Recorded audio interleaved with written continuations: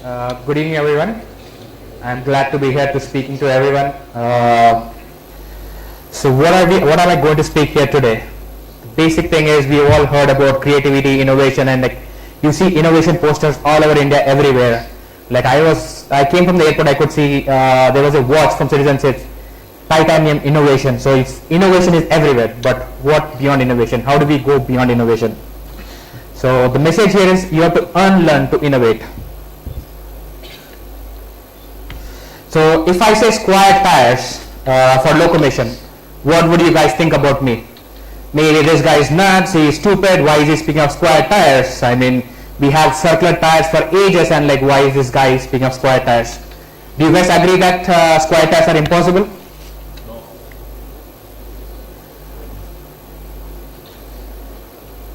But we always assume that the road is always flat, or the surface on which we are traveling is flat, or we are traveling on ice.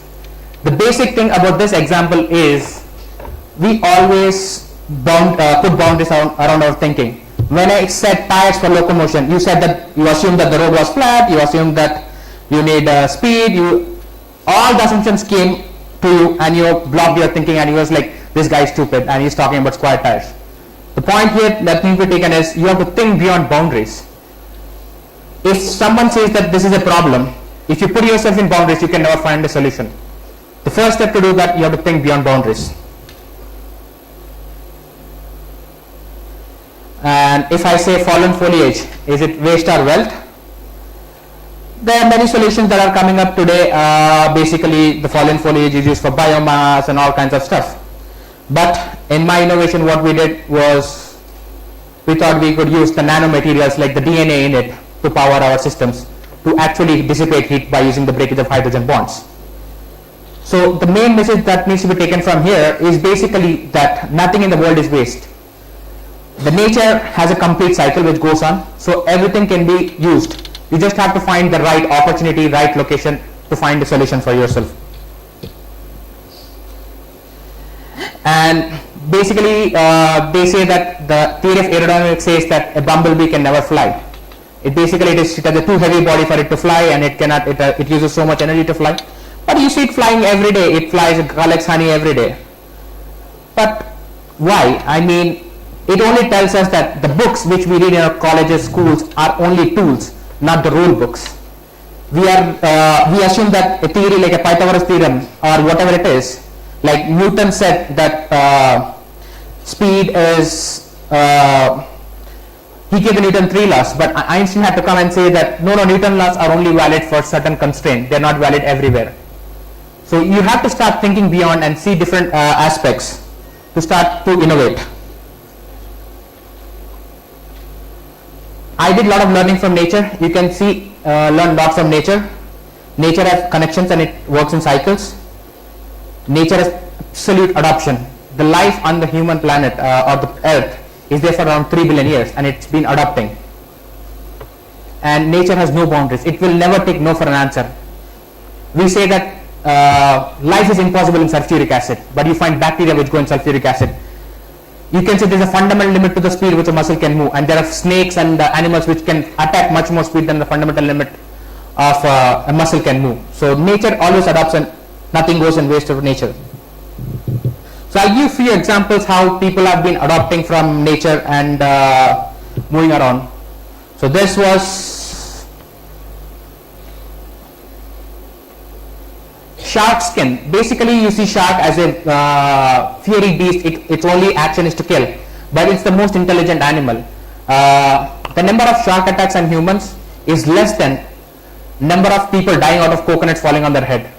That is the amount of people that get killed by sharks. But I think Steven Spielberg has created a Jaws movie for us, and we completely fear sharks. But they are animals with great sensory capabilities, great capabilities. Their skin is shaped such a way that when they swim through, the water breaks the surface tension and increases speed. And this was recently utilized by the company Speedo to make a swimsuit that was used in Olympics.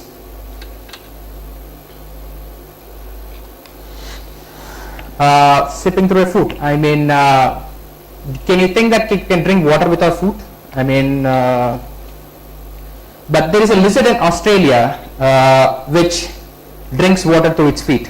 Why? Why does it drink its water through its feet? Basically, it had to adapt for the fact that if it moves its head, lowers its head down to drink water, it would either lose its prey or it would be killed. So it had to develop a new mechanism so that the water could wick along to its mouth. And from this animal we learned, and we used it in our jackets, the wicking capability of water. I mean, I think this we might have all gone through. For example, we go through into the fields and we see something sticking onto our pants and stuff, and we just throw them away. One engineer from Swiss engineer saw this, and from this he invented something called Velcro. Velcro has become part of our life, but he got it from an idea, the spur which stuck onto his pants when he was walking in a field. So which this basically says that innovation is everywhere. We just have to look for it. There are many places in the nature where innovation is tremendously available. You just have to look for it. And this is how the Velcro came into being. He was patented. And one of the big problem with our education system in India especially is, or whatever I see is, the big problem is we work as individuals. Let me give you a simple example why our society is brought to be individualistic society. We clean our house, we just take the dust and throw it right outside our house. I mean, not even thinking that the dust will tomorrow come back into my house. We clean our house, we throw it back onto the same road which is outside. We don't think as a group. Another example, simple example is like we might have all traveled in flights. When the flight lands, you see as soon as it lands, you see everyone standing up and like rushing to the door. What's the point? There's a bus waiting for you, you have to get into the bus has to go pick you up, and like almost you will only gain 1 or 2 minutes more. The thing is, we are not thinking 2 steps ahead. We are only thinking, our education has brought us to think in boundaries. And our education, what we have been given till date is, we were punished to think out of the box. And we were rewarded to think and learn through books. I mean, as Manor was telling, like, all the awards and recognition is gone to the people who make top 1 rank. My son is like number 1 in IIT, number 10, whatever. But no one is recognizing the creativity and nurturing the creativity. So that has to change in Indian society. We have to stop. We Indians are the most intelligent people on the planet. We have a very high individual intelligence. As a group intelligence, we have a zero intelligence. We don't ever work as a group. So we have to start from moving from a individualistic society to a group society. Whereas compared to the United States, the individual intelligence is much lower than India. I mean, this is proved everywhere, but the group intelligence is much higher.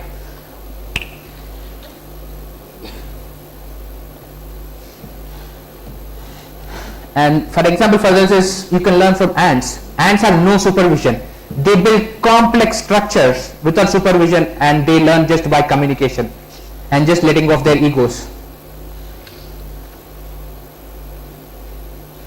So I'll speak a little bit about what my experience and my innovation was. Where did my inspiration come from? So as Mr. Rudra Pratap was speaking, that you could have nanosensors and you could do a lot of stuff.